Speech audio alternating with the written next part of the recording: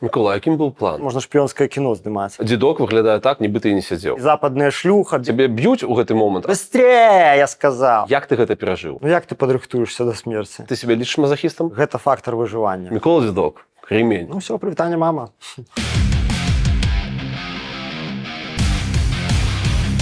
Гэта канал «Жыццё Маліна», меня па-ранейшаму клічуць Мікіта Мелказёраў, і сёння мы нечакана для сябе, але так склаўся лёс, апынуліся ў Вільні. Наш сённяшні госцік гэта Мікола Дзедок, анархіст, блогер, журналіст, падпольшчык, філосаф і шмат яшчэ хто. Чалавек, якога катаваў губазік, чалавек, якога білі ў турме, і чалавек, які ўсё гэта перажыў, захаваў моц, надзею і веру ў Беларусь. Слава Украіне! Жыве Беларусь, пачынаем глядзець, будзе вельмі і вельмі цікава. Я хацеў цябе распытаць пра менавіта саму працэдуру вызвалення. Скажы мне, ласка, СІЗА КДБ, па-першае, гэта твой дэбют там, да? Ты раней там не быў. У тебя было 6? 6. Амерыканка 6. Па-першае, вось гэтай суткі можаш пісаць, што ты памятаеш з іх? Пасля заўтрака, сняданка, мяне выцягнули, ну, забрали с камеры. Вот с таким становішча, так, да? Не-не-не, у Калядзішах мяне забрали. У Калядзішах мяне забрали з камеры пасля сняданку, павялі на зборны пункт, аддалі рэчы, і я зразумеў, што мяне везуць у іншую установу. Потым мяне завялі ўжо там, дзе прыязджаюць, выязджаюць аўтазакі, там стаялі трое ў цывільным, ужо чалавек у цывільным у турме, гэта ўжо злом шаблону. А ты сапраўды па ботам зразумеў, што... Не, это ўсё было яшчэ на Калядзішах.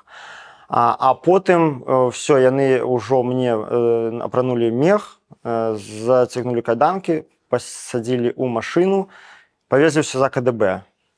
І ўжо СІЗА КДБ вводжы, ўжо КДБшнікі мяне адразу заламалі з матам, што забыл уже, как хадзіць надо, ну... І так, ну я бачу 3 пары абутку, адні з них відавочна так, мне, ну, на атмасферным узроўні гэта адчуў. І, ну і ўсё, мяне закінулі, прашманалі, ну, далей стандартныя працэдуры, закінулі ў бокс, прашманалі, бокс быў вельмі спецыфічны, значыцца, там не прыступкі ў яго вядуць, а такі схіл, і па схілу расстелены дыван чырвоны. А сам бокс цалкам абабіты мяккім, вось такой таўшчыні. А на дзвярах бокса вісіць чырвоны вялікі квадрат. Я такіх памяшканняў ніколі не бачу, і калі мяне туды закінулі, я ачмурэў проста, ну я, мякка кажучы, быў здзіўлены. Вось. І калі я папрасіўся прыбіральню, гэтаксама той КДБшнік, кантралёр амерыканкі, мяне вывеў вось у такой вось позе. І калі я стаяў прыбіральні, рабіў свае справы, ён адчыніў акенца і крычаў: «Быстрее, быстрее, быстрее!» Я сказаў. Ну, я не ведаю, як назваць гэтых людзей.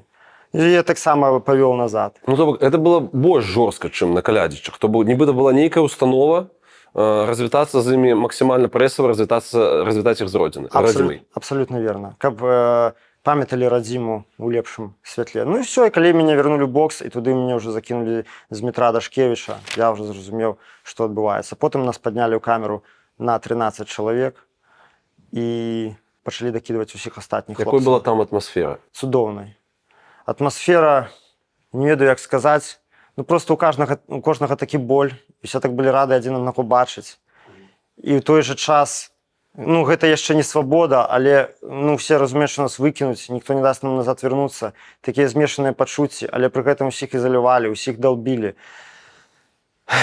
Там некаторыя там па 3 гады ў адзіночках не могуць, просто іх рот не закрываецца ніколі, гаворыць, бо он бачыць жывых нармальных людзей сярод сябе.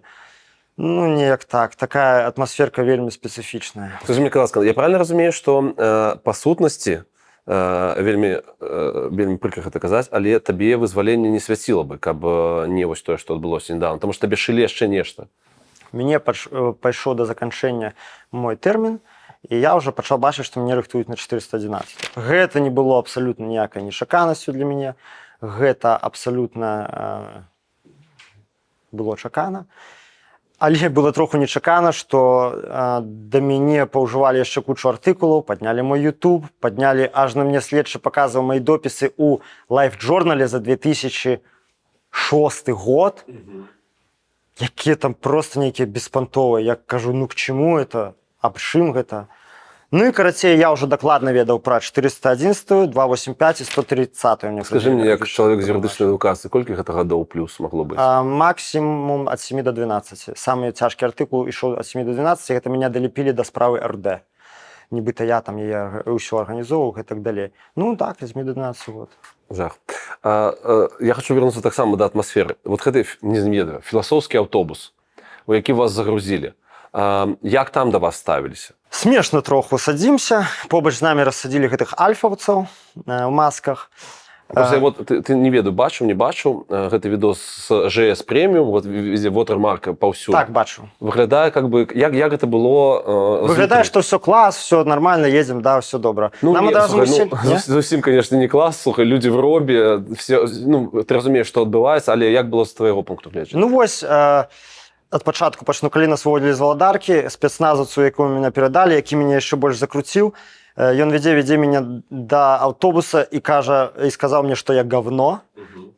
Не ведаю, чаму ён так вырашыў, ну, гэта ягонае меркаванне.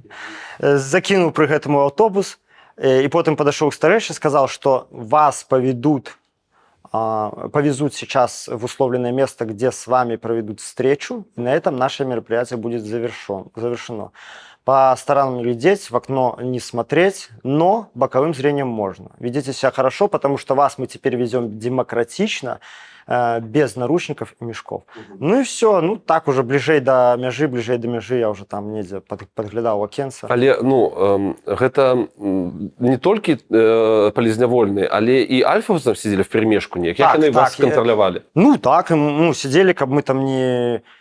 Потым нас перасядзілі ў іншы аўтобус. Для самай мяжы нас перакінулі ў іншых два аўтобусы, бо наш бус асобна ехаў з амерыканкі.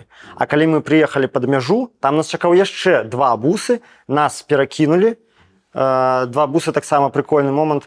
Ну, як ведаеце, там Мінск-Вільня ездзяць, але ўсе апазнавальныя знакі заклееныя скотчам. Так вельмі стрёмна выглядае. Все, и там были еще хлопцы з Новополоцка. Все, ну там уже был реально лайт. Там один спецназовец на весь автобус, а не так, як по попереднім по 5-6 яны побач з нами сидять. Один спецназ, ну все, ён уже там не перашкаджаў нам не размаўляць, не в акенцах глядзець, уже там пофиг было. Ну уже ось гэты маленькі кавалачак да мяжы, мы ехали абсолютно спокойно, ніхто нас не шапаў. Ты выказваўся на гэты конт, але распавядзі мне, каласка, як гэта адбывалася в лайве з Міколам Статкевічем. Ты со сваёй кропкі гледжання, ты дзе сидзеў? Крыху ззаду, ля акна, я бачу, што ён там наперадзе пачаў кіпішаваць, нешта ругацца з кіроўцам. А вы да гэтага, ну, мелі магчымасць з ім там паразмаўляць? Так, ён нешта такое казаў, што я не поеду, я не згодзен, але я, шчыра кажучы, не прыдаў гэтаму вялікай увагі. Думаю, ну, можа, так эмацыяніруе. Аказалася, гэта было ягонае свядомае рашэнне. І вось ён там пачаў некалькі разоў падчас, яшчэ ўжо калі мы пад'язджалі за мяжу, ён гучна заявіў, што я супраць, я пратэстую. Все, пачаў дзверы ці то выбіваць, ці то на сябе выцягваць. Все, і выйшаў і пайшоў кудысь разам з ім Максім Вінярскі. Ну, Вінярскі потым вярнуўся. Ну, вось так адбывалася. Наколькі ты ачмурэў ад таго, што гэта адбылося? Ці у цябе агалом такі шакаваны быў, што не да таго? Ад вызвалення? Ад Мікола Статкевіча. А не, в прынцыпу, ну, я не скажу, што я так ужо моцна ачмурэў. Я падумаю, ён ведае, што робіць. Значыцца, ён нейкі план у него ёсць. Гэта явна не рашэнне прынятае на эмоцыях. Ты, на жаль, вельмі добра разумееш сілавую сістэму Беларусі. Як ты мяркуеш, што будзе са спадаром Міколам адбывацца? Ну, ты ж разумееш, наколькі ён зблытаў усе карты. Так. Я думаю, што Лукашенко быў злы. Гэта сапраўды добрае пытанне, бо можа быць усё, што заўгодна. Гэта можа быць фальсіфікаваная справа назад у турму. Гэта можа быць вернецца дамой, дадуць проста пажыць, паглядзець, што ён будзе рабіць. Гэта можа быць выкраданне і выкідванне на нейтральную паласу проста у бандыцкім стылі. Гэта можа быць нейкія дамова з ім, могуць его дзёрнуць наверх і нешта паспрабаваць з ім дамовіцца. Рэальна, у гэтым плане, вось менавіта ён малайчына, таму што ён проста зламаў увесь шаблон цалкам. І таму варыянтаў маса, якія набяруць, я думаю, яны самі не ведаюць, то бок мне адкуль ведаць. Окей, глядзі, што людзей здзівіла? Які цябе сустракалі ў першы дзень? Па-першае, ёсць меркаванне, хаця я лічу, што не вельмі карэктна гучыць, маўляў, дзедок выглядае так, нібыта і не сядзеў. Гэта што? Гэта гісторыя пра параўнанне з стан іншых людзей ці што? І як ты ставішся да гэтых словаў? Вось гэтым людзям, якія кажуць, выглядае, нібыта не сядзеў, я скажу, ну вы ж не ведаеце, што ў мяне ўнутры. Што ў цябе ўнутры, можаш патлумачыць? Не. І калі б гэта можна было выразіць словамі, Антуан де Сент-Экзюпері неяк сказаў, што любы досвед – гэта рэч, якая пазнаецца толькі знутры. То бок ты не апішаш адчуванне лётчыка, ён быў лётчыкам, калі ён ляціць у небесным прасторы і глядзіць, як устае сонца на гарызонце. Тое самае ў турме.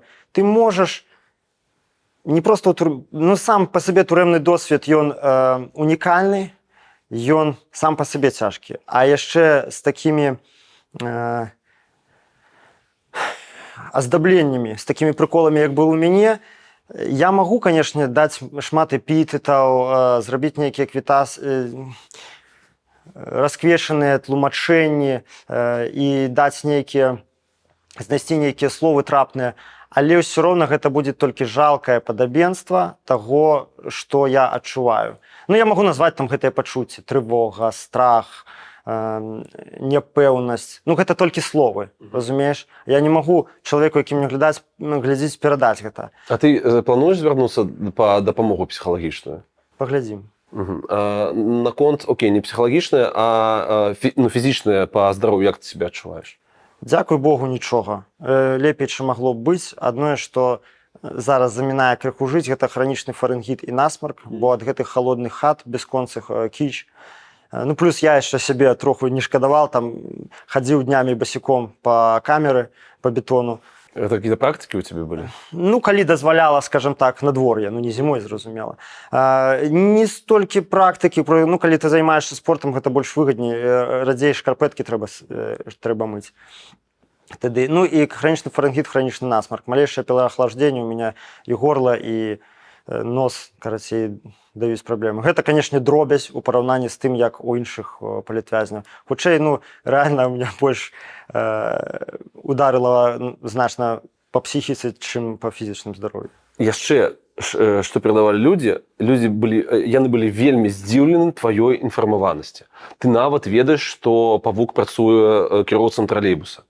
Адкуль? Я чытаў газету «Савецкая Беларусія». Гэта гучыць як жарт. Чытаў рэгулярна. Я глядзеў крыху, калі была магчымасць, тэлевізар. 2 месяцы я паглядзеў яго на глядзячах, потым у нас аператыўнік адабраў антэну. За што? А яму не падабалася. Мы сядзелі вдвоем з дзедам, такім бескрыўднага такога пасажыра да мяне закінулі. Ему, аператыўніку, не спадабалася, што мы недастаткова сінхронна на праверцы з ім павіталіся. Сказалі: «Здрасце, гражданин начальник». І ён пачаў казаць: «Скоро у вас телевизор может сломаться, если вы так плохо будете здороваться». Я кажу: «Ну, ён нам не трэба, забирайте». Ну, такі гонар у мяне ўзыграў троху. Мусіць мне еще спекуляваць. Стратэгічная памылка, так? Да не, я пражыў нормально. Окей. Вось, глядзеў тэлевізор крыху, плюс малейшая магчымасць з кімсьці пастасавацца, паразмаўляць, я ўсё распытваў. Былі і супрацоўнікі адміністрацыі падчас усяго тэрміну нармальныя, якія мне распавядалі навіны. Ну і яшчэ некалькі крыніц, пра якія я не хачу казаць, каб не ускладняць жыццё тым, хто яшчэ сядзіць. Слухай, а як ты, вот гэты інтэлектуальны голад, як ты з ім змагаўся? Ну, то бок, я так разумею, што там сакамеркі в асноўным спецыфічныя даволі, крымінальнікі, інтэлектуальны ўзровень не самы высокі. Што рабіў? Я размаўляў са сваімі сябрамі, са сваімі выкладчыкамі у сябе ў галаве, так. Ага. Я іх пасяліў там. Обалдеть. І што ты чытаў? Што табе спадабалася з таго больш за ўсё, што ты прачытаў за 5 гадоў? Я шмат чаго прачытаў. Справа ў тым, што, дарэчы, з кнігамі вельмі моцна пачалі закручваць гайкі на ўсіх зонах. Я са здзіўленнем даведаўся, што на Шклове у калоніі ўвогуле забаранілі будь-якія кнігі экстрэмістам чытаць у прынцыпу. Ось. Я баюся, не хачу надта паглыбляцца ў гэтую тэму, каб не нашкодзіць людзям, якія яшчэ сядзяць. Ну, скажу толькі, што я чытаў так многа, як толькі была магчымасць. Што спадабалася? Што ўразіла больш за ўсё з таго, што ты прачытаў? Я адкрыў для сябе пісьменнікаў. Сомерсет Моэм, Теодор Драйзер. Гэта зараз мой топ. Было нешта такое, як ты апісваў пра сваю першую адсідку, што калі яны папрасілі здаць вас рэчы і забралі ў цябе кнігі. У тым ліку вельмі рэдкае выданне, гэта был Оруэлл з подпісам брытанскага амбасадара. І пасля яго там не вярнулі. У гэты раз нейкія да кнігаў рэпрэсіі прымяняліся ці не? У гэты раз, калі нас вызвалялі, нас шманалі ў нашу адсутнасць, што, конечно, з'яўляецца парушэннем закону. І заставілі нам просто нейкую непатрэбную фігню. У мяне рэчаў было рэальна шмат. Рэальна шмат. Пры гэтым з іх кілаграмаў 20 складалі кнігі і сшыткі.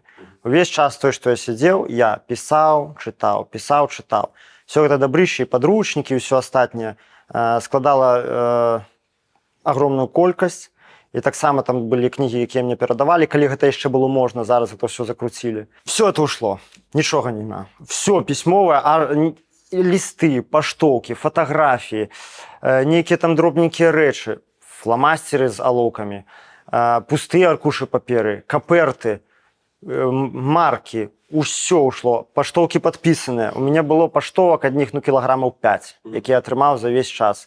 Ад сяброў, паплечнікаў, ад жонкі, яшчэ ў 20-м годзе, пакуль все яшчэ праходзіла больш-менш. Реально, вось это все пісаніды 20 кілограм, не веду, сядзяць там нейкія ПДБшнікі зараз вывучаюць мой псіхалагічны партрэт па гэтым, ці гэта все ўжо просто на сметніцы давно. Дарэчы, там было 4 ці 5 кніг з бібліятэкі калядзічскай, якія я закінуў сябе ў кешар, калі сыходзіў, бо я не ведаў, куды мяне вядуць. Думаю, можа, другую хату, так? І не ведаю, спадзяюся, гэтыя кнігі вярнуцца на калядзічы. КДБшнік знойдзецца нейкі сумленны, верне на калядзічах, то атрымоўваецца як бы стырыў кнігі, а там нармальныя кнігі, хай бы зэкі чыталі. Маглі яшчэ адзін артыкул табе, да? 205 яшчэ зробяць, так. Тое слова, калі ведаеш навошта, ведаеш за чым, перажыць можна ўсё. Простае пытанне, Мікола, навошта? Бо гэта правільна. І па-іншаму нельга. Ці ёсць у цябе пэўная крыўда на Беларусь? У 20-м годзе я максімальна выразна адрозніў Беларусь, маю любімую, ад дзяржаўнага апарата. Таму няма. Я ў 20-м годзе, як і ўсе астатнія, я рэальна паверыў беларусаў. Нягледзячы на тое, што беларусы зараз апусцілі галаву, нічога страшнага. Мая вера ў іх захавалася. Прыйдзе час, яны яе падымуць. Якую ты бачыш для сябе матывацыю і сэнс змагацца за беларусаў з гэтымі апушчанымі галовамі? Людзям усё роўна трэба спажываць нейкую інфармацыю, усё роўна трэба нешта ведаць. Нават калі гэта на сёння меншасць людзей, якія хочуць штосьці чуць, хочуць штосьці дазнавацца, я буду працаваць для этой меншасці. Хай это 100 чалавек. Прыйдзе момант, іх стане болей. Тыя, хто спрабуе нас знішчыць, працуюць за костку, кінутую з барскага стала. У іх няма чыстых ідэй, сваіх думак, годнасці, гонару і пачуцця справядлівасці. Мы ж усё, што робім па поклічы сваёй душы. Але што гэта нам дае, Мікола? Маральная перамога, яе нельга памацаць. Што нам гэта дае? Это нам дае турэмныя тэрміны, катаванні, слёзы нашых родных. Заахвочваць на свой бок вельмі цяжка становіцца, так, людзей? Так. І дае тое, што прыходзяць у грамадскі рух пераважна мазахісты. Але ў той жа час гэта дае нам, я не магу сказаць нам, я скажу за сябе, бо кожнаму чалавека свая матывацыя. Што гэта дае мне? Разуменне таго, што маё жыццё поўнае сэнсу. Я, калі памру, я буду ведаць, што я зрабіў усё, што мог. І мне больше ўзнагароды не трэба. Вось гэтая маральная перавага. Гэта важна? Для кагось так. Для сябе? Так. Ты сябе лічыш мазахістам? Як сказаць? У пэўным сэнсе я стараўся ў сваіх пакутах знаходзіць сэнс. Скажем так. Я стараўся казаць сабе, што гэта ўсё не дарма, і што я з іх атрымаю з маральных і фізічных пакут, я ўсё ж такі атрымаю болей. Гэта вельмі спецыфічна гучыць, але ты таксама цытаваў Аленевіча наконт таго, што жыццё ў турме таксама ёсць. Больш за тое, ты пасля, па-моему, першай адсідкі казаў, што ты турме ўдзячны. За што? Яна дапамагла мне вырасці духоўна і інтэлектуальна. Яна адкрыла перада мной тыя грані жыцця, якіх я раней не бачыў. Яна дазволіла мне спыніцца, паглыбіцца ў сябе і разглядзець сябе. Мікола, но зноў ж таки, давай вернемся до гэтага. 37 гадоў. Абсолютно малады чалавек. Дзякуй Богу, што мы просто бачылі ўжо кейсы, калі людзі выходзілі, ну, як рэшткі людзей, на жаль. Дзякуй Богу, ты знешне, прынамсі, больш-менш з павагай да тваіх псіхатраўмаў. З іх 10 гэта турма. І ты ні пра што не шкадуеш? Абсалютна. Чаму? Таму што маё жыццё хоць не заўжды было камфортным, але яно заўжды было асэнсаваным. Я заўсёды ведаў, за што і чаму я сижу, і я ведаў, што з гэтага будзе вынік. Просто што, ну, вось хтосьці там на завод ходзіць, хтосьці бізнес робіць, ну, от, а я са сваім пакліканнем мушу сидзець. Ну, гэта проста частка майго жыцця. Я, ну, ад пачатку настроіў сябе так, каб не разглядаць, што, мяне пасадзілі, трындзец, зараз вырвану жыцця. Ну, з тым шляхам, які я сябе выбрал, гэта заканамерны быў кавалачак майго жыцця, і все, я яго просто пражыў, і зараз іду далей. Хочацца несці добро, праўду, справядлівасць у гэты свет, бо я бачу ў гэтым сэнс свайго жыцця. Мікола, скажы мне, калі ласка, а дзе вось гэты сэнс, праўда і справядлівасць у гэтым свеце? Ой, слухай, ну гэта цяжка адказаць не банальнасцю. Можна было сказаць, яно ў душы кожнага чалавека, там, яно ў Богу. Я просто про тое, што вот ты разумееш, дзеля чаго ты гэта робіш, і нібыта мусіць быць пэўны вынік. Але калі вось я разумею, што я не спецыяліст, я не вучыўся на палітычнай навукі, потому што адбываецца вось тут і цяпер, как бы выніка можа не быць. Глядзі, што мне спрашчае мой аптымізм. Я гляджу ў гістарычным маштабе. Многія людзі пасля 20-го расчараваліся. Ой, мы выйшлі, нас пабілі, нас разагналі, нас пасадзілі, все так кепска. Ребята, прабачце, а што вы хацелі? Вы па вялікім рахунку першы раз у сваім жыцці заклапаціліся палітыкай, паднялись і нешта зрабілі. І вы хочаце, каб вам тут адразу на сподачцы все прынеслі? Такога не бывае. Давайте паглядзім гістарычныя прыклады. Польшча. У 1795 яе годзе разарвалі, і толькі у 91-м прыблізна, в 90-м, там, в канцы 80-х, так, яны атрымалі сапраўдную незалежнасць. Амаль 300 год яны, амаль 200 год яны змагаліся за сваю волю. Паўстанне Касцюшкі раз, паўстанне 30-31 гадоў, ну, гэта ўжо і нашае таксама, 2, 63 года 3, і кожнае топяць у крыві. І ўсё роўна падымаецца і падымаецца. А уявіце, што калі пасля первого паўстання, у нас уже нічога не атрымаецца, ўсё, навошта ўжо паўстаць, будзем далей пад Расіяй. Ну, вы паглядзіце, у маштабах не свайго жыцця, хаця я разумею, гэта цяжка, бо жыццё у нас адно, і ўсе хочуць пражыць яго з роднымі, з блізкімі, а не седзячы ў турме. Ну, тым не менш, давайте глядзець аб'ектыўна. У маштабах гісторыі я, ты, пешынкі. Мы проста перакатваемся па гэтым дну, так? Ну, але ўсё ж такі ад нашай волі таксама нешта залежыць. І калі глядзець в гістарычнай перспектыве, я увогуле не маю ніякіх сумневаў у тым, што Беларусь будзе свабоднай дэмакратычнай краінай. Пытанне толькі, калі менавіта гэта адбудзецца. Я зараз не буду паглыбляцца там геапалітыку, ну бачна, у які бок ідзе ўвесь гістарычны працэс. Таму я ведаю, што мы проста ў дадзеным гістарычным адрэзку мусім зрабіць тое, што мы можам, а далей няхай робяць іншае. Вось і ўсё. Мы с тобой здымаемся ў студыі, і ты са старта схапіў флешбэк. Распавядзі мне, калі ласка, пра яго. Ну, вось у цябе тут на палічкі стаяць 4 томы з надпісам на карышку «Правы чалавека». Я адразу згадаў, што такія самыя кніжкі я бачыў у начальніка градзенскай турмы ў кабінеце, у тым кабінеце, дзе адбываецца крэсьбіна, так званая, ну, дысцыплінарная камісія.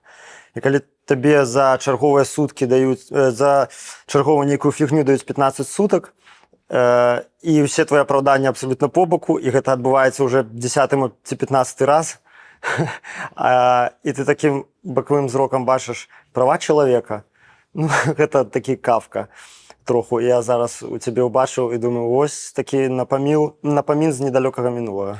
Ты на прэс-канферэнцыі, якая ў цябе ўжо тут адбылася ў Вільні, распавядаў пра градзенскую турму як пра вельмі страшнае месца, дзе мужыкі сапраўды клічуць маці. Ты можаш крышачку пашырыць гэтую гісторыю, як гэта адбываецца? Ты просто сам знаходзіся ў ШИЗА і гэта чуеш за сценкай? Там справа ў тым, што ёсць столік маленькі, ну, прыблізна як 2 лісты А4. Калі ты сядзіш на ім так, яшчэ нічога. А калі вот так вот паклаў галаву, гэта ўжо парушэнне. Пішуць у акце спал на стале. Ну, і нікога не засмучае, як можна спаць на стале вось такога размера. І потым прихожу на крэсьбіны раз і пытаюся начальніка турмы, кажу, ну так а як это спал на столе? В смысле спал? Я просто поклал, кажу, по-перше, у меня спина болит, ну бла-бла-бла, пачаў гэтыя звычайныя наши зэкаўскія апраўданні. А ён мне кажа такую фразу, понимаете, дедок, это наказание в наказании. Я з гэтай фразы з ранейшай зразумеў, што псаванне здароўя чалавека і псаванне яго псіхікі яны ўспрымаюць як частку пакарання. Не як пабочнае следства, якого трэба пазбегнуць, а менавіта як так, ты мусіш мёрзнуць, так, у цябе мусіць усё балець. Ну, гэта частка пакарання, што ты хочаш. Я зараз скажу менавіта пра гарадзенскую турму, бо там умовы, ну, насамрэч моцна адрозніваюцца ад усіх астатніх папраўчых устаноў. Гэта спецыфічнае месца, яно адно такое ў Беларусі. У горшы бок. Конечно. Ты літаральна чуў, як людзі клікалі маці? Літаральна чуў. Як гэта было?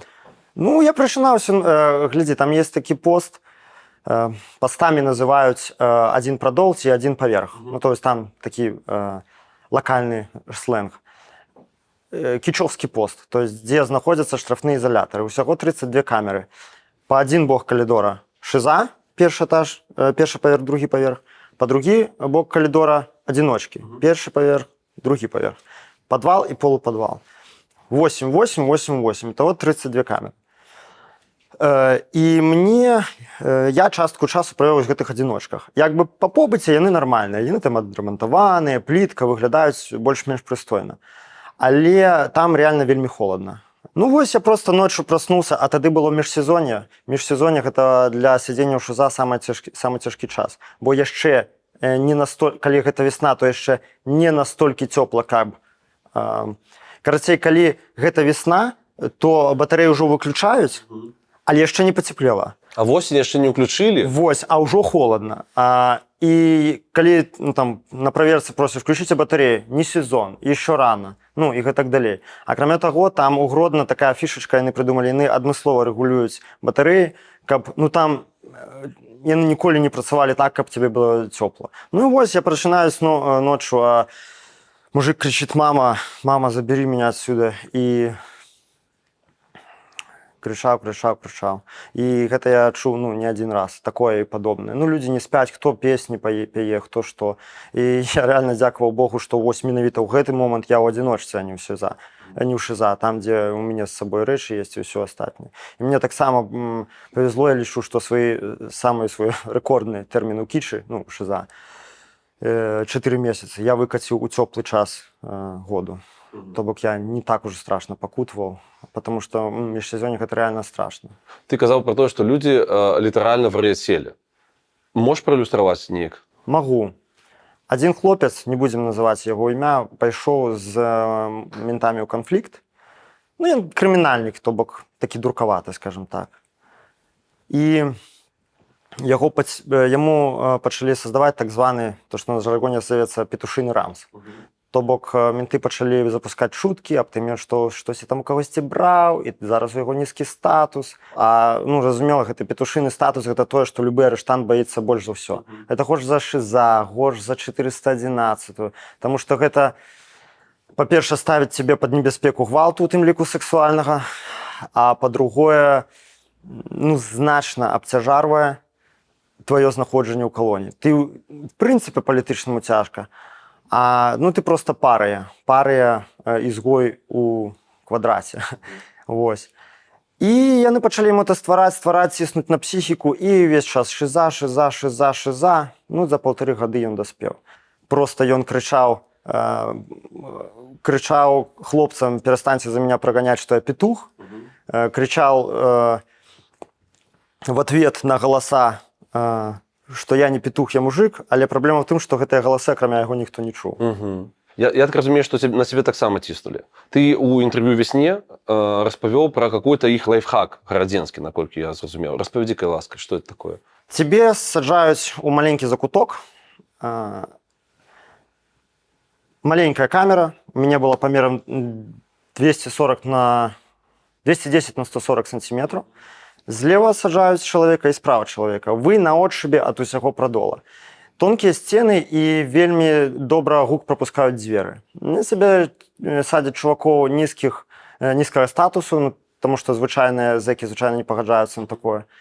І яны спачатку спрабуюць цябе выцягнуць на размову, потым проста пачынаюць цябе абражаць. Разумееш, тое, што я зараз скажу, ну, пачынаюць абражаць. Гэта не дасць людзям паўнаты разумення таго, што это насамрэч. Яны не пачуюць гэты ўвесь набор арыштанскай спецыфічнай лаянкі, гэтых абразаў на сексуальную тэматыку. Ну, прыблізна. Які набор вот тэйкаў, якія на цябе там... Ну, такія, што мы цябе згвалцім, цябе кінуць у нас у хату, мы цябе заб'ем, ты такі-сякі, там, штосьці ўрыўкамі начытанае з савецкай Беларусі, западная шлюха, бегалі з БЧБ тряпкай, правільна мусарава з петушатню заганяюць. І яны гэта крычаць не 5, не 10 хвілін, яны гэта крычаць гадзінамі. Вось, крычаць, калі адзін стамляецца, другі крычаць. Потым яны пачынаюць між сабой размовы, да прыкладу, весці, як яны будуць цябе гвалціць у ўсіх падрабязнасцях, ну ты, вядома, гэта ўсё чуеш. І гэта чуеш не толькі ты, гэта чуе весь прадол, камер 20. Ажно да таго гэта было гучна, што зэкі з таго боку прадола хадзілі скардзіцца начальніку турмы, што зугаманіць іх, а я сядзеў па соседству. Але, ну, па некалькі часоў у дзень гэта працягваецца, ты не можаш ні чытаць, ні пісаць, не займацца сваімі думкамі. Ну, нават калі я зрабіў берушы, добрыя берушы, там, самаробныя. З чаго? Я разрэзаў вату свою, ну, матрас, дастаў адтуль паралон, взял пакетика, маленькі кавалак, паралон закруціў в пакетик, зрабіў троху пад форму вуха, перавязаў ніткай, ну, ось так. А другі лайфхак у цябе быў, ты услых чытаў? Так, але нават з берушамі мне прыходзілася чытаць услых, каб, ну, заглушыць іхнія галасы. Я чую, ага, замоўклі тык, я вытыркаю, і все, пакуль не начаўся новы раунд, вось. Але гэта яшчэ не самае страшнае. Малацілі кружкамі і міскамі ў сцяну і ў батарэю. У нас агульна ўсіх батарэя сярод ночы. Па некалькі разоў за ноч, то бок, каб цябе ні ў дзень было продуху, ні ўначы. Гэта моцна ускладняла сон, а берушах спаць троху рызыкоўна, бо ты можаш праспаць пад'ём, гэта шыза. Вось. І гэта ў маім выпадку так надо мной працавалі 4 месяцы. Я чуў фразу, скажы мне, наколькі яна адпавядае рэчаіснасці, што Міколу білі паўсюль, дзе магчыма. Наколькі гэта падобна на праўду? Не падобна на праўду. Білі мяне ў губазіку. Ты падрабязна апісваў гэта на сваім апошнім слове? Так, так. Хто хоча, можа зайсці і пачытаць. І гэта вельмі складанае чытво, я скажу табе шчыра. Я перачытваў перад нашай сустрэчай, і гэта нават чытаць балюча, не тое, што перажыць. Ну так, ёсць такі момант. Тройчы у меня адбылася... Нет, пачакай. Двойчы былі бойкі у мяне. Адзін раз на Валадарцы, на мяне напаў чэл. Ну, я не ўпэўнены, дакладней, хутчэй гэта было ўсё ж такі супадзенне. Гэта не быў ментоўскі замут. Але сталася так, што збілі мяне вельмі моцна. Як было? Проста знянацку? Гэта вельмі доўгая гісторыя. Я не хацеў бы я скарачаць. Карацей, так выйшла, што я аказаўся ў хаце сярод ночы, там у выніку мусарскіх шматлікіх інтрыг, калі я толькі заехаў, яны там спрабавалі розных крымінальных аўтарытэтаў супраць мяне нацкаваць. Ну, я аказаўся в хаце, дзе сидзеў чэл-пераваход. Завуць Саша, ён быў некалькі разоў больше за мяне. Карацей, ён справакаваў канфлікт. І калі я яму вельмі груба адказаў, ён праз некалькі гадзін, я ляжаў на нарі, это была хата санчасці. Я ляжаў на нарі, чувак там кілаграмаў 100 весам. І ён пачаў мяне біць, пакуль я ляжаў. Ну, я падарваўся, змог троху з ім перамахнуцца, даць адпор, але потым ўсё ж такі ён перамог. Ну, і у меня было тады сотрясение мозга і раскалашмачана вся левая полова твару. І мне яшчэ пабоі з губазіку не зашлі. Гэта был снежань 2020 года. Гэта такі эпізод для мяне дагэтуль троху загадкавы, бо, ў прынцыпе, ну, я бачу, што менты тамашнія на Валадарцы, яны перапужаліся. Я ўсё ж такі схіляю, што гэта было... Ну, меня адразу забралі з той хаты, ўсё.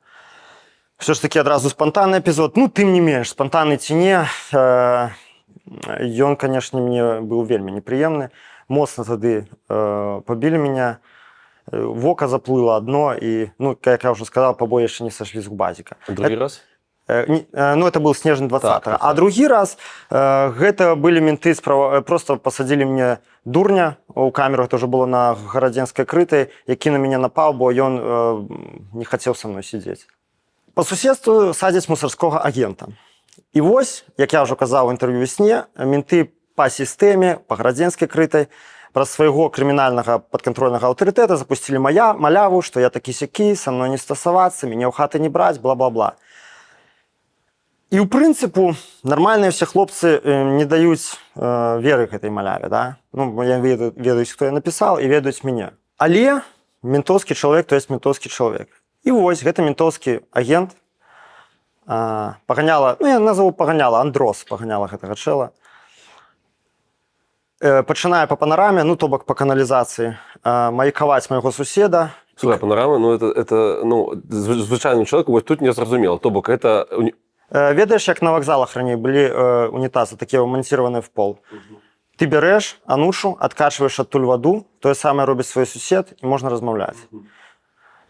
И он начинает моего соседа маяковать и рассказывать, вот, он такой сякой, он там нечисть, не сиди с ним, дай ему в мозги, выкинь его с хаты, потому что если ты будешь с ним сидеть, тебе никто, мусора ничего не принесут, ни сигарет, ничего, тебе потом предъявят. Ну, все это полная лухта. Але так, как сусед мой дебил, ён вечер покрепился, а зранку нечакана падчас размовы просто накинулся, пачаў мяне душить.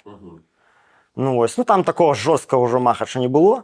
Менты залетели, нас расцягнули. Гэта было конкретно 2 эпизоды бойки з зэкамі у меня за гэты тэрмін. Такого, каб мне там паўсюль білі, не было. Ты, наколькі я разумею, у твоім сённяшнім стане ты яшчэ добра выглядаеш. Таму што апошнія 11 месяцаў у цябе не было шыза, і табе давалі нармалёвыя перадачкі. Ну, бачиш, рыхтавалі да вызвалення, відаць. Так, я сидзеў на калядзічах, нешта мяне так крышачку адпусцілі ўжо. А ты, ну, ты ж, па-першае, давай зазначым, табе зараз у гэтым годзе 37, з іх 10 гадоў ты правёў у беларускіх турмах. То бок у цябе ёсць досвед. Ці стаў ты разумееш, што нешта адбываецца дзіўнае? Так, як кажуць арыштанты пачуйкі, было такое, што, ну, па-першае, я адчуў, што лёд тронуўся, калі ў ліпені пачалі вызваляць людзей па памілухах. Зразумела, калі пачалі вызваляць, значыцца, гэта ім патрэбна. Калі было не патрэбна, не вызвалялі б нікога. Ну і па логіцы, што калі пачалі ўжо па памілухах вызваляць, я пра ліпень 24 пачнуць і вызваляць далей. Потым у кастрычніку, 10 кастрычніка 24 года мне прапанавалі напісаць прашэнне памілавання. Гэта быў адзіны выпадак за весь тэрмін, калі мне гэта прапанавалі. І я зразумеў, што, ну, калі ім трэба маё прашэнне, значыцца, гэта таксама не дарма. Калі б мэта была проста мяне пакінуць і забіць, калі б я быў, скажем так, не ў павестцы, гэтага прапановы не было. Ну, я зразумеў, што трэба толькі чакаць. Ну, як бачыш, год прыйшлося чакаць з таго часу амаль. Ну і потым навіна пра вызваленне Ціхановскага вельмі натхніла пра перамовы Трампа. Калі ён ужо сказаў, што я працую там на 1600, 1300. Вось, ну я зразумеў, так, лёд крануўся, і зараз трэба проста набрацца цярпення, не браць да галавы, жыць далейшым сваім жыццём і старацца застаўшыеся дні, месяцы там выкарыстаць з максімальнай карысцю, бо калі я ўжо выйду на свабоду, мне не будзе столькі свабоднага часу, ніколі. Пры гэтым, то бок, не шыза і нармалёвае харчаванне. Нармалёвае толькі за кошт таго, што я ўжо, статус у меня падследчы, я адбыў свой тэрмін. Падследчы, а падследчым паложана 30 кілаграмаў. Ну і дзякуй маім бацькам, маёй жонцы, яны гэтыя 30 кілаграмаў у месяц мне перадавалі, я еў ужо паеў, ну, вальнячых прадуктаў пасля 3 год там харчавання гэтай гарадзенскай крытай, амаль 3. А скажи мне, калі ласка, вось гэты момант, чыста побытавы момант, калі ты пераходзіш на вальнячыя, як ты кажаш, прадукты, што цябе ўразіла больш за ўсё? Мяне ўразіла, што я не магу іх з'есці шмат. Я думаў, што, ну, калі ты сидзіш галодны... Што ты 30 кілаграмы заробіш. Да, ты сидзіш галодны ў кічы і, ну, там думаеш, бляха, вось я зараз бы гэтых сыркоў беллактарскіх з'еў бы 5 кілаграмаў. Насамрэч ты з'еў 2, і табе ўжо не хочацца. Вось такое. Ну, ты падтрымліваў сябе ў нармалёвым стане. Адна з цікавых заўвагаў, пакуль я рыхтаваўся, кажуць, мы паглядзелі на Міколу падчас прэс-канферэнцыі, ну, плечы раскачаў. Што скажаш на гэты конт? Амаль штодзённа займаўся спортам з першых дзён. Гэта фактар выжывання. Не таму, што я хачу потым на конкурс бодыбілдынгу пайсці, да? Это фактар выжывання, па-першае, гэта утрымлівае рэальна ад многіх хваробаў. Па-другое, гэта дае ўпэўненасць сабе у тым сэнсе, што ты ведаеш, што калі да цябе зноў захочуць праз зэка ўжыць фізічны гвалт, ну нават калі ты не пераможаш, ты пасупраціўляешся. Ну вось калі я біўся з чалавекам, а калі мяне біў, я пабачыў, што гэта быў баксёр, ну па стойцы, па ўсім. Я такую троху себе галачку паставіў, што ну не такі ўжо і слабачок, да, што ўсё ж такі чалавеку нашмат здаравейшаму змог даць адпор. Ось, і гэта дадае ўпэўненасці ў сябе. Па-другое, ну і па-трэцяе, гэта элемент самадысцыпліны. Да, в прынцыпе, я так з дзяцінства спортам займаюся. Гэта момант падтрымання майго добрага фізічнага і маральнага стану. І гэта навукова даказана, што трэніроўка ну, дае выкід эндарфінаў. А эндарфіны там браць няма адкуль. Ну, рэальна няма. Таму трэба спартаваць і спартаваць нават калі лянота. Як гэта магчыма ў камеры 210 на 140? Я ў камеры, у гэтай менавіта мікракамеры я не займаўся, толькі на прагулцы. Які практыкаванні ты выконваў? Ну, каб разумець, каб падтрымліваць сябе ў какой-то форме. Ну, я яшчэ да пасадкі прачытаў кнігу Paul Waite «Тренировка заключенного», па-ангельску «Convict Conditioning». Paul Waite. Ну, там такія крутыя практыкаванні, ўсё ўласным весам, ніякіх там ні жалеза, нічога. Ну, усе варыяцыі... Кросфіт, да якога мы дажыліся. Так, так. Усе варыяцыі адцісканняў, прысяданняў, калі дазваляе планіроўка камеры, падцягванні, калі дазваляе, ну, заўсёды дазваляе планіроўка камеры рабіць прэс. Потым стойка на руках, адцісканні ў стойцы на руках, адцісканні на адной руцэ, прысяданні на адной руцэ, адцісканні на пальцах, выпрыгіванні, бёрпі называецца. Ну, вось неяк так, і ўсё гэта ў розных варыяцыях. Пры гэтым я чытаў, наколькі гэта правільна, што ты вегетарыянец. Так, і зараз з задавальненнем вярнуўся да вегетарыянскай дыеты, бо ну, на турме ты сам разумееш, тебе выбары не пакідаюць, што есці. Там даюць тебе кашу, яна з мясам, а калі суп, то ён варыўся на мясе. Так, да, я вегетарыянец. То бок, але праз тое, што ёсць задача выжыць менавіта ў турме, то ад дыеты ты адмовіўся. Ну, конечно. І у нас не Еўропа, тебе там вегетарыянскую пайку ніхто не будзе. Глядзі, у адным лісце ты пералічыў свае колькасныя паказчыкі. За год спортам я займаўся 157 разоў, у сярэднім адзін занятак на 2,4 дні. Ёгай 78 разоў, арабскай мовай адносна мала адзін раз на 6,5 дзён, але на працягу 5 месяцаў у мяне не было падручнікаў. За вывучэнне новых англійскіх слоў браўся 103 разы, прачытаў за год роўна 60 кніг, пры гэтым 365 дзён, амаль 106 дзён правёў у ШЗА. У цэлым лічу нармальна. Адкуль такая дакладнасць? Я ўсё запісваў. Кожны свой занятак я зрабіў адразу сабе календарык. І пачынаючы з 1 студзеня 2021 года все свае заняткі запісваў, каб я, скончыўшы дзень, я мог прасидзець і пабачыць. Всё, у гэты дзень я не пражыў дарма. Это быў для мяне рэальна момант змагання і самапавагі. Вось мяне не даюць зараз рэалізавацца ў палітычнай дзейнасці. Яны думаюць, што мяне ізалявалі, і, значыцца, маё жыццё пойдзе ну, проста ўпустую. Але не ў маіх сілах, на жаль, удзельнічаць у грамадска-палітычным жыцці Беларусі, у рэвалюцыйным працэсе, аднак у маіх сілах зрабіць так, каб гэты час не прайшоў дарма. Ну, не так, значыцца гэтак. Всё, кнігі, спорт і ўсё астатняе я кожны дзень запісваў, у канцы года аналізаваў, дзе ў мяне што прасядае, які пункт і які напрамак дакладней. І на што трэба звярнуць большую увагу. І ну, я магу сказаць, што я па максімуму выкарыстоўваў тот вольны час, які ў мяне быў. Адкуль арабская мова? У 2011 годзе, калі мяне першы раз закрылі, па-першае, у мяне з'явілася жаданне азнаёміцца з базай усіх сусветных рэлігій. А Каран, ён лічыцца, трэба чытаць яго ў арыгінале. Это першае. Другое, тады якраз пачалася арабская вясна, і я сабе нешта ў галаву ўбіў, што я буду чытаць усе навіны аб гэтым у першакрыніцах. Ну, я як учапіўся ў гэтую арабскую мову і пачаў з 12 года вучыць. Ну, дагэтуль вучу, канешне, вынікі мае сціплыя.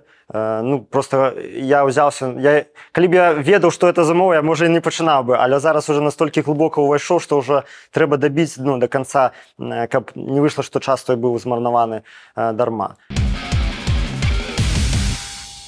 слова твайго бацькі. Мікалай з'яўляецца для нашай краіны чалавекам нумер 1. Ведаеце, гэта так. Яшчэ прыйдзе час, калі ўсе людзі ўбачаць, хто такі Мікола Дзядок. Я ўпэўнены ў гэтым адназначна. Што ты адчуваеш, калі гэта чуеш? Удзячнасць, што ён настолькі ў мяне верыць. Я сябе не лічу чалавекам нумар 1. Я не імкнуся ў палітычныя лідары Беларусі, апазіцыі, бла-бла-бла. Ну, прыемна, што мяне так высока ставіць. Круто. Бацька працаваў следчым, пракурорам і суддзём, наколькі я памятаю. Як у такога чалавека вырас ты? Ну, это трэба ў яго запытацца, як у яго вырас я. Гэта была нейкая гісторыя пра пратэст, што вось бацька нібыта працуе на сістэму, а ты вось будзеш антысістэмчык? Нет. Значыць, тут трэба сказаць, бацька мой у 90-м ці 91-м годзе выйшаў з партыі. А перабудова, як ведаюць людзі старэйшага ўзросту, яна не ішла ў Беларусі так, як ішла ў Маскве ці ў Піцеры. І 91-й год яшчэ партія была вельмі моцная. Майго бацьку пачалі цкаваць у друку, і яго ніхто не хацеў браць на працу. А выйшаў з партыі па ідэйным перакананням, бо ўжо настолькі разуверыўся ў гэтай сістэме, што не хацеў ні ў якім разе з ёй быць асацыяваны. Яго ніхто не хацеў браць на працу, і пэўны тэрмін, як мне маці распавядала, я яшчэ быў вельмі малы, наша сям'я жыла вельмі бедна. Вось. І мая палітычная сацыялізацыя з самага малога ўзросту ішла пад прагляд тэлебачання, і каментары майго бацькі да таго, што ён бачыць. Субтытры, так? Правильно. Так, датычна камуністаў, Савецкага Саюзу. І мне бацькі неяк з дзетства гэта распавядалі, хто яны такія, што это за людзі. Архіпелаг ГУЛАГ кнігу я вельмі рана пачаў чытаць, у 12 год недзе. Ну, я тады не да канца дачытаў. Мікола, гэта нармалёва, што 12-гадовы хлопец чытае архіпелаг ГУЛАГ? Ну, а чаму не? Ну, мне не то, што бацька прыйшоў на чытай. Просто я про то зараз, калі тебе 37, ты бы 12-гадоваму хлопцу параіў архіпелаг ГУЛАГ чытаць? Гледзячы па яго ўзроўню развіцця. І просто я бачу на палічку, взяў і пачаў чытаць рандомна, да. І, неяк так, ці там сябры прыходзілі падчас застолля, яны абмяркоўвалі палітыку, я это ўсё падсвядома впітваў. Сказаць, што мой бацька заахвочваў маю далучэнне да анархісцкага руху, не.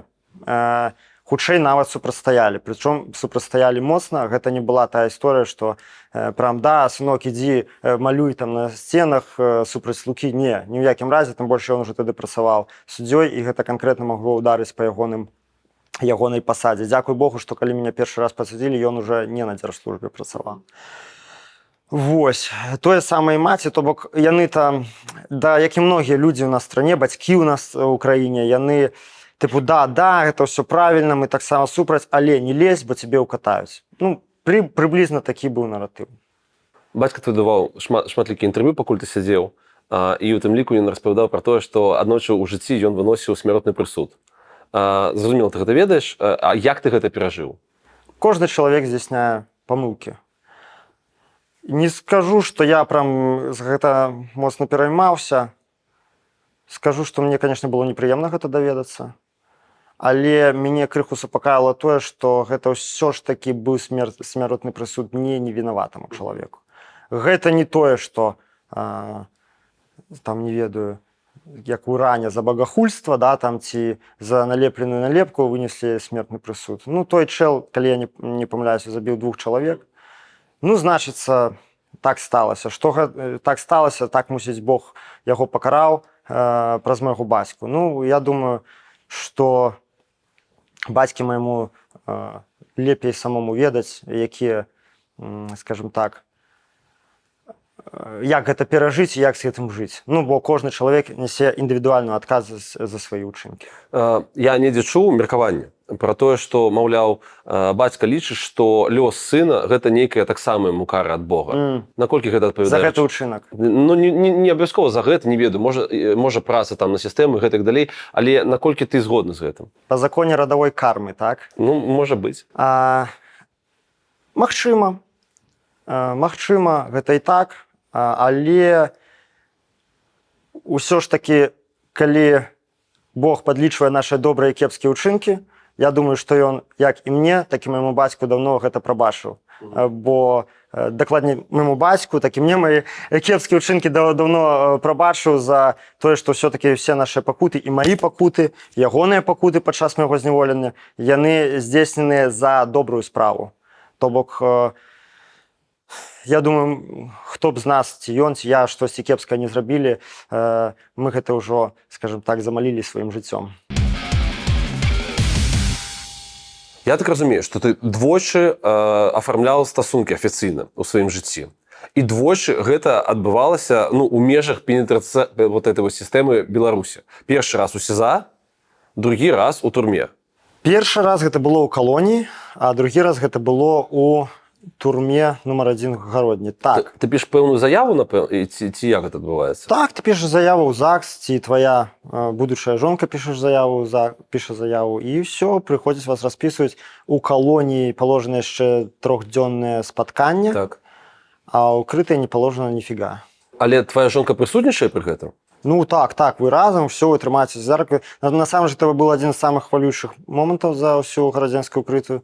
Таму у ёй вальначы чалавек у прыгожай сукенцы увогуле, тым больш, калі это моя жонка любімая, прывітанне ёй.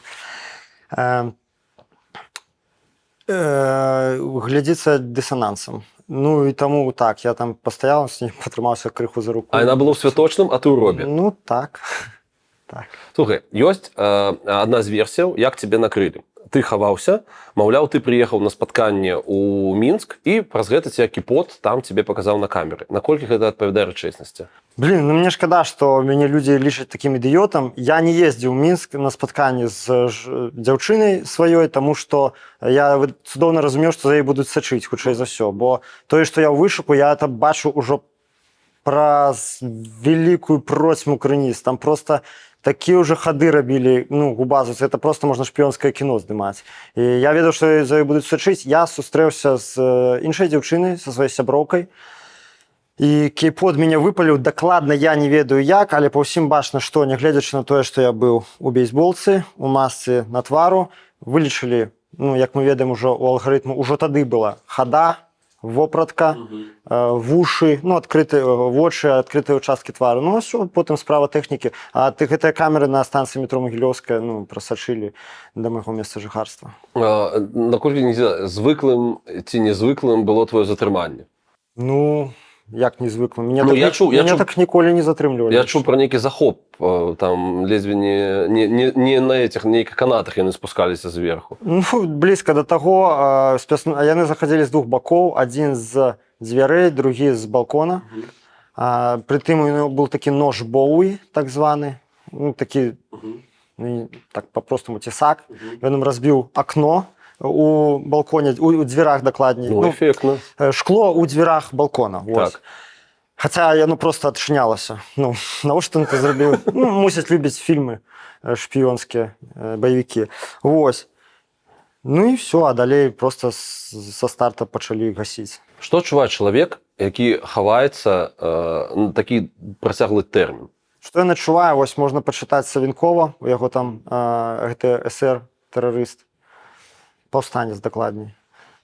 І ён там цудоўна апісвае атмасферу ў гэтым эсэраўскім падполлі, як яны хаваліся, як эти філёры іх высочвалі. Канешне, гэта праца не для слабанервных. Падполле гэта занятак не для слабанервных. У вышуку ты, конечно, сидзіш у стане жорсткай параноі. І яшчэ менты робяць усё, каб гэтую твою параною абцяжарыць. Яны ведаюць, што ты недзе хаваешся, і падкідаюць тебе таке. Там был адзін гусь нейкі, я бацька, я здагадваюся, хто гэта, не буду казаць, там з пула так званых журналістаў СБшных. Ён пад рознымі нікамі пісаў, і пісалі мне, все, Мікола, я там проезжал, нібыта ён незалежны журналіст. Микола, я там проезжал в таком-то месте, видел, как слышал ОМОНовцев, которые говорили, что едут к тебе. Разумеешь, высадить меня на измену, что я там запаниковал и все такое. Ось такие ходы брудные робили. Высадить на параною, бо сапраўды цяжка знаходзіцца у вышуку, абвастраецца параноя, абвастраецца трывожнасць каласальная. Таму многія людзі не вытрымліваюць, і я рэальна ведаю сярод крымінальнікаў шмат істоый, калі не вытрымлівалі і ішлі самі здавацца. Колькі ты правёў у падполлі часу? 5 месяцаў. Самы цяжкі момант псіхалагічна? Было цяжка ўвесь час, прыблізна аднолькава.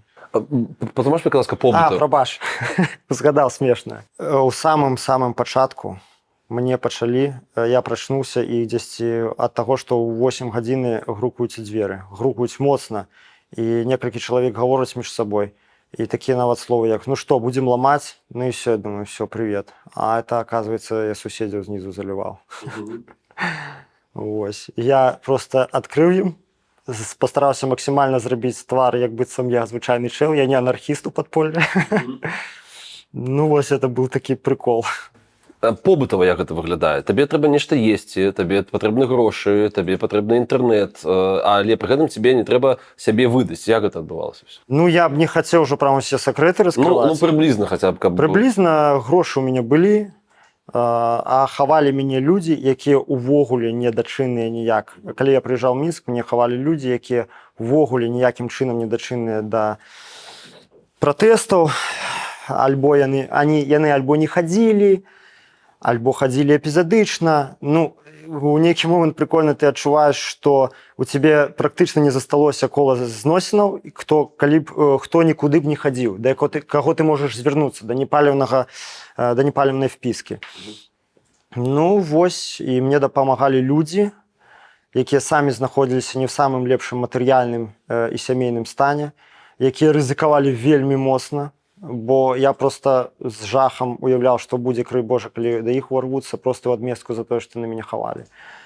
Я хачу падзякаваць гэтым людзям, якія мяне зараз глядзяць. Я тады, калі вось мяне хавалі, сапраўды людзі, якія, ну, яны не анархісты, не працістуны, не экстрэмісты, да? Але пры гэтым так рызыкаваць толькі, ну, дзеля таго, што яны інтуітыўна разумеюць, што я раблю правільную справу, яны так рызыкуюць. Ну, это просто рызыка турмой. Турмой і рэальна гвалтам, бо іх просто паб'юць просто дзеля таго, каб адпомсціць. Я сапраўды пачаў верыць у наш народ, калі я зразумеў, што сярод нашых звычайных жыхароў Беларусі ёсць такія людзі. Мікола, якім быў план? Колькі можна хавацца у гэтым таталітарным сістэме і паспяхова гэта рабіць? Плана не было, я просто Выжыванне? следаваў прынцыпу рабі, што робіш, і няхай будзе, што будзе. Глядзі, мы з табой перад кадрам размаўлялі пра гэта. Ты не хочаш паўтараць у падрабязнасцях, як цябе захопліваў ОМОН. Губазік і сахар. Ага. Але давай патлумачым. Колькі цябе білі? 6 гадзін. Это как запар, з паузамі? З паузамі 6 гадзін. Пабілі. Далі адпачнуць. Пабілі, зачынаеш, таксама ім трэба адпачываць, правильно? Калі я пачаў крычаць, адзін з супрацоўнікаў узяў падушку з канапы і ўціснуў у яе маю галаву. Я адчуў, што не магу дыхаць, спрабаваў крычаць, што скажу паролі, але праз падушку яны не чулі. Некаторы час трымалі падушку. Што, Мікола, думаў, што зашыфраваўся? Можа, цябе абассаць? Зараз паедзем у лес, распранём, паглядзім, чым ты жанчын задавальняеш. Паедзем зараз у гестапа. Я пытаўся, навошта мяне б'юць. Адзін адказваў, што я адпрацаваны матэрыял, другі казаў, каб атрымаць маральнае задавальненне. Астатнія жартавалі і смяяліся. Мяне вывелі на вуліцу, у двор. Адзін трымаў ззаду за кайданкі, другі распыліў мне газ з пярцовага балончыка ў твар. Зрабіў так 4 разы. Тактыка была такая, я заўважыў, што не тое, што тебе там дубасяць дубінкамі суперінтэнсіўна там 5 хвілін, бо разумею, ты просто вырубішся і все. А вось тебе там побили нормально, потом там 5 хвілін ты стаіш, потом ты просто стаіш тварам да сцены, тебе подойдут раз удараць, 2 удараць, а ты ж не ведаеш, адкуль удар прыляціць. І такім чынам праз гадзіну у тебя до такой ступені нервовая напруга ствараецца, што ты кожную секунду чакаеш удара, ты не ведаеш, куды і хто і з якой сілай тебе ударыць. І калі, напрыклад, ну, грубо кажучы, тебе павалілі і хвіліну дубасяць лупінкамі, у тебе ідзе адреналін, ты боль амаль не адчуваеш, і гэта лёгка перажыць. А калі вось гэта тое самае расцягнуць на 6 гадзін, то гэта псіхалагічна вельмі выматвае. Яны, конечно, гэта ведалі і таму так рабілі. Ну, і акрамя таго, я ўжо пералічваў гэта удушэнне, слезацечны газ і кайданкі. Ну, там пра няспынныя абразы, прытым пераважна на сексуальную тэматыку я ўжо маўчу. Што за форма катавання вот менавіта з пяткамі? Ну, глядзі, прывялі ў пакой губазіка. Там ты ляжыш просто на падлозе прямо ў кабінеце, дзе яны працуюць. Закуты кайданкамі тварам у падлогу. Ну і все, яны над табой працуюць. І потым адзін бярэ, заламуе ногу і дубінкай тебе ў пяткі. А я просто зрабілі мне, дарэчы, яшчэ экспертызу, і зрабіла я на фоткі. І потым я пабачыў у справе гэтай фоткі, я просто быў сіні практычна ад плеч і да ікраў. І мяне валадарка не прыняла, мяне ж вярнулі назад на ІВС. Я 6 дзён вярнуўся, яны паглядзелі. Цікавы момант. Прыводзяць мяне першы раз на валадарку, заводзяць на зборку, а там заўсёды правяраюць пры прыёмцы на валадаркі на прадмет цялесных пашкоджанняў. Так.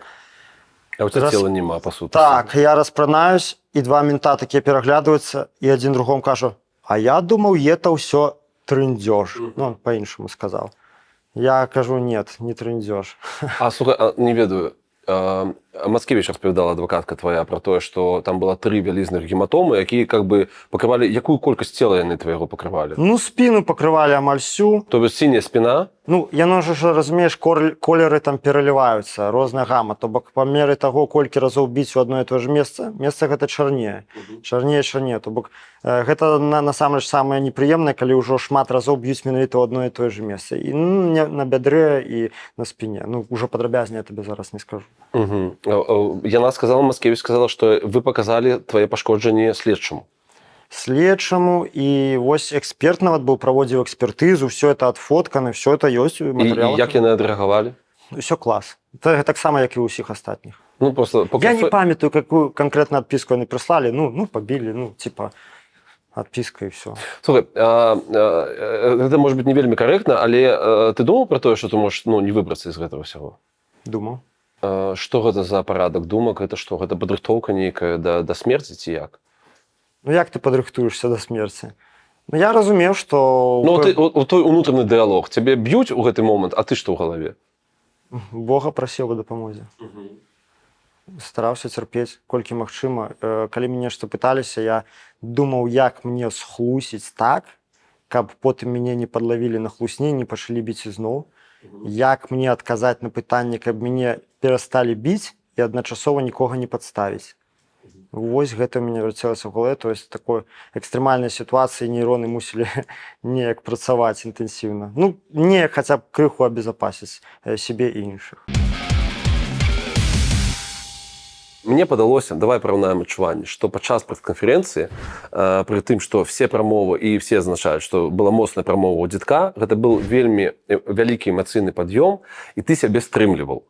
Што нібыта была задача все-таки не паказаць публічна гэтыя слёзы. Маё адчуванне. Наколькі я маю рацыю, ці я далёкі ад яе? Маеш. Чаму? Чаму што? Чаму не хацеў паказваць эмоцыі? Ну, я лічу, на публічных мерапрыемствах ім не месца. Чаму? Ну, таму што паплакацца можна... Ты маеш права, ты столькі перажыў. У меня троху іншая парадыгма, я мусіць выхаваны так. Ну, гэта дзіцячае, што мужыкі не плачуць. Яно ўсё мяне крэпіць дагэтуль.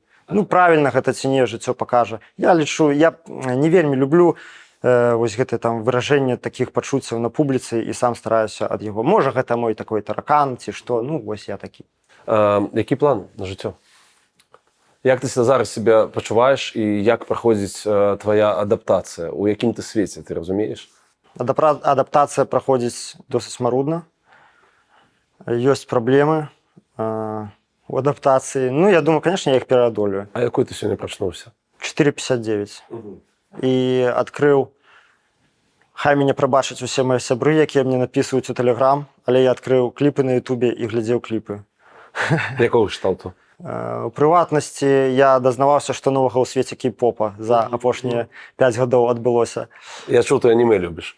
Так, ёсць такое. Это першае, другое пытанне было. А што датычна планаў на жыццё? Канкрэтыку я тебе не магу сказаць, што вось заўтра я пайду рабіць тое і тое, бо я сам у няпэўнасці. Аднак мне хацелася б у шырокім сэнсе працягваць рабіць тое, што і рабіў. Несці слова праўды максімальнай колькасці людзей. Пытанне да цябе як да чалавека, які вывучаў палітычныя навукі. Цікава табе гэта, стаць нейкай гаварашчай галавой, там рэагаваць на падзеі, гэтак далей, гэтак далей. Так, цікава. Чаму? Таму што я гляджу, я не хацеў бы аддаваць нашых беларусаў на расцярзанне ватнічаскім аналітыкам. Ватнічаскім і Я бацькаўскім аналітыкам. Мусіць быць альтэрнатыва, таму пабуду гаварящай галавой. Ну, акрамя таго, мне цікава працаваць з інфармацыяй. Я ведаю, што ёсць запыт на гэта. Вельмі шмат незразумела адбываецца ў свеце, і людзі, якія працуюць, ходзяць на свой завод, ці ў сваю лякарню, ці ў сваю школу працаваць. У іх няма часу, як у Міколы Дзядка, сядзець гадзінамі, калупаць гэтыя тэлеграм-каналы, глядзець все і разбірацца, чаму Газа напала на Ізраіль, образна кажучы. Но есть на гэта Мікола Дзядок, які ўсё праглядзіць і ім растлумачыць. І растлумачыць з правільнага боку, а не з боку вялікая Расіюшка і амерыканцы все везде замуцілі. Як ты думаеш, што будзе з грамадствам, у якім такая колькасць эліт, назовем, інтэлектуалаў, мае турэмны досвед? Я не ведаю, што будзе, але я маю мару, каб будучай Беларусі кіравалі людзі, якія прайшлі турмы. Таму што гэтыя людзі ведаюць кошт правам чалавека. Яшчэ ў цябе быў тэкст «Турма і воля. Культурны абмен». Ён публікаваны апошні раз у 2018 годзе. І ты там прыводзіў статыстыку, што каля 37 тысяч чалавекаў знаходзіцца ў стане пазбаўленай волі, то бок гэта ледзь не ў кожнай сотай беларускай сям'і нехта з чальцоў знаходзіцца цяпер за рэшоткай. Я мяркую, у меня няма статыстыкі, што зараз паказчык большы. Чаму гэта страшна? Да гэта не страшна. Памылка многіх людзей, якія аналізуюць палітыку, у тым, што яны ўспрымаюць рэпрэсіі як нейкае надзвычайнае здарэнне. Глядзіце, у аўтарытарным рэжыме рэпрэсіі гэта не ЧП, і гэта не эксцэс. Гэта натуральная частка сістэмы. Там часто пытаются, ой, когда уже прекратятся репрессии, когда прекратятся... Ну, а навошта ім спыняцца? Калі рэпрэсіі, гэта неабходны элемент для існавання гэтай сістэмы. Ну, вось, як не ведаю, у лазні есть там камені, да, там... гарачыя. Ну, калі ты павымаешся гарачыя камені з лазні, гэта будзе ўжо не тое. Ну, тое самае. І проста трэба перастаць урэшце ўспрымаць гэта як эксцэс, а ўспрымаць гэта як рэчаіснасць, бо яны былі і ёсць і будуць без рэпрэсій. Аўтарытарныя рэжымы працаваць не могуць. І людзі, якія знаходзяцца ва ўладзе, яны цудоўна разумеюць, што як толькі яны спыняць рэпрэсіі, яны будуць сожраны. Яны не хочуць быць сожраны, як і любы з нас, і таму яны будуць працягваць нас рэпрэсаваць. Просто трэба з гэтым жыць і думаць, што рабіць далей. У тым тэксце ты апісаў у тым ліку, даў характарыстыку зэкам. І можаш мне патлумачыць, ці змянілася нешта і чаму ўсё менавіта так? У разуменні зэка, асабліва таго, хто сядзіць ужо доўга, амаль адсутнічае панятак грамадскай роўнасці. Так, ёсць такі нюанс, моцна заіерархізаваная свядомасць у зэкаў. Таму што увесь гэты грамадскі кантэкст, у якім яны сядзяць, усё іхняе атачэнне, уся сістэма, яна ў прынцыпе будуецца на іерархіі. Там роўнасці такой, як такой няма. То бок ты адносна гражданіна начальніка ты ніжэйшы, адносна смотрящего камеры ты там таксама ніжэйшы, але адносна там петуха ты вышэйшы. І ўсё такое. І людзі прывыкаюць жыць у гэтым сусвеце, і ў іх, грубо говоря, гэта такая дэфармацыя свядомасці, калі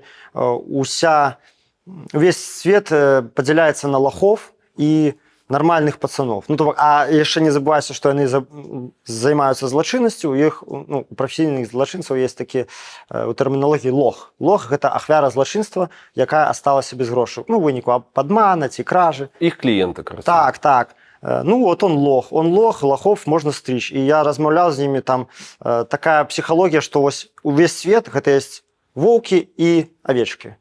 Вось яны воўкі, ну, они ідуць авечак, гэта натуральна, так уладкаваны свет. Ну, тыповая сацыял-дарвінісцкая тэма. Але, ну, а менты – это, адпаведна, старажвыя сабакі, так?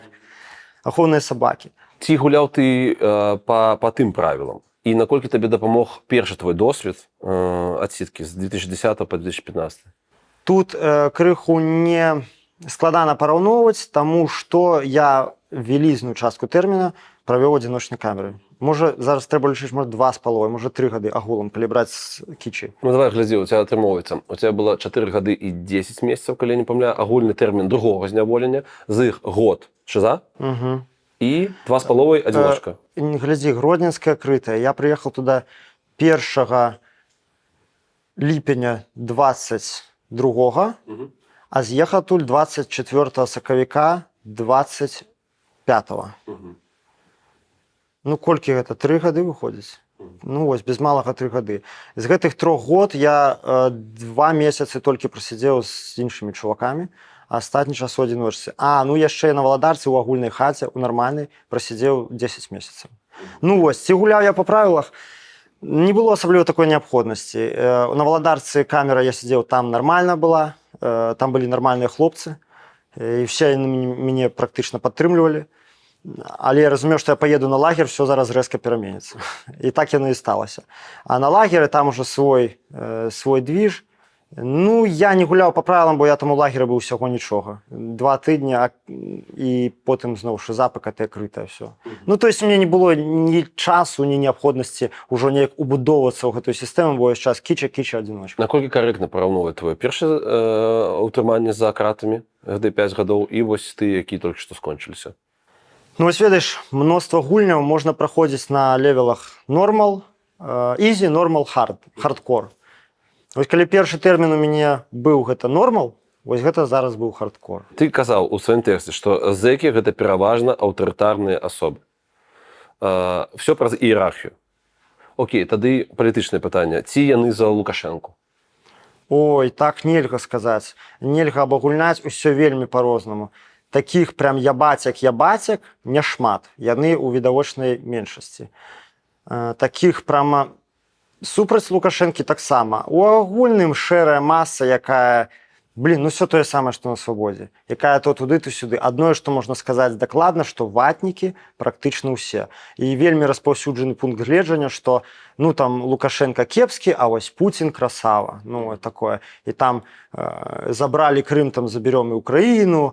Калі ты там чуеш просто эти выказванні там пра украінцаў, я нават не хачу тут паўтараць, асабліва так сталася, што калі я сидзеў на горках, якраз пачыналася вайна.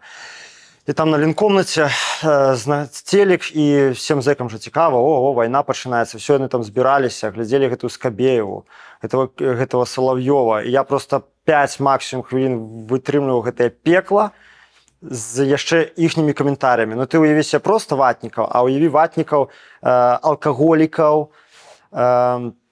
з вельмі нізкім узроўнем увогуле інтэлекта, якія там могуць быць каментары, і што яны кажуць, просто, ну, хочацца пры ўсім маім гуманізме з гэтымі людзьмі усімі ўзяць, вот просто згребсці, як ведаеш, ну, погоди, там, калі он на тракторе ганялся за этими курами, вот так вот само згребсці. Под песняров, да? Да, под песняров. Ну и утилизировать, разумеешь? Это просто трэш. Просто знаходзіцца сярод этих людзей, гэта было непрыемна, мякка. Што для іх дзяржава? Калі сілавікі для іх, гэта вось гэтыя псы, якія ахоўваюць іх сістэму авечак і ваўкоў, што дзяржава? Да яны не задаюцца такімі пытаннямі. Яны жывуць не ўзроўнямі абстрактных паняццяў. Дзяржава, радзіма, яшчэ нехта. Яны жывуць спусціць на пару прыступак ніжэй, курыць, варыць, малатнуць за шторкай, разумееш? Все астатняе, ну... Малатнуць это называецца? Ну так. А калі яшчэ бруха салам набіць, дык это ўвогуле клас, разумееш? І прытым у іх галаве ўсіх каша. У тым плане, што яны ненавідзяць ментоў, конечно, все, менты там такія-сякія, козлы, але пры гэтым могуць любіць Лукашэнку. І у іх няма ніякага супярэчання. Лукашенко класны, но он просто не ведае, якія беспредельшчыкі менты. Ну, зноў жа, я не гребу зараз всех под одну гребенку. Ёсць асобныя людзі, але это прямо реально, што асобныя. Я зараз кажу пра лагер, пра горкі, гэта строгі рэжым.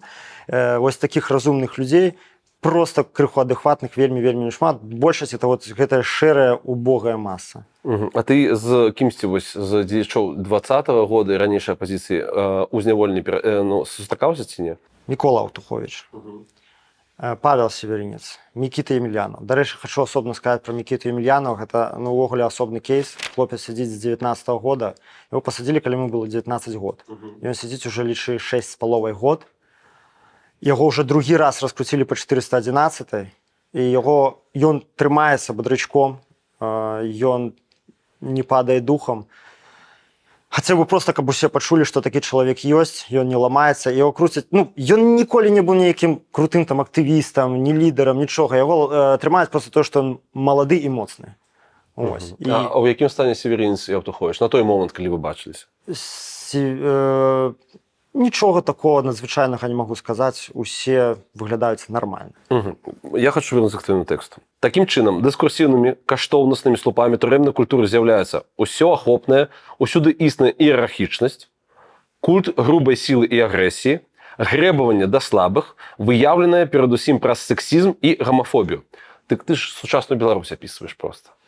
Так, я, мусить, написав у гэтым тэксце. Гэта 18-й год. Так, калі не напісаў, то мушу напісаць, што вось гэты сет каштоўнасцяў, ён сіфоніць адтуль сюды вельмі моцна. Яны як бы з людзьмі, якія вызваляюцца, гэтыя каштоўнасныя установкі, яны пранікаюць на волю.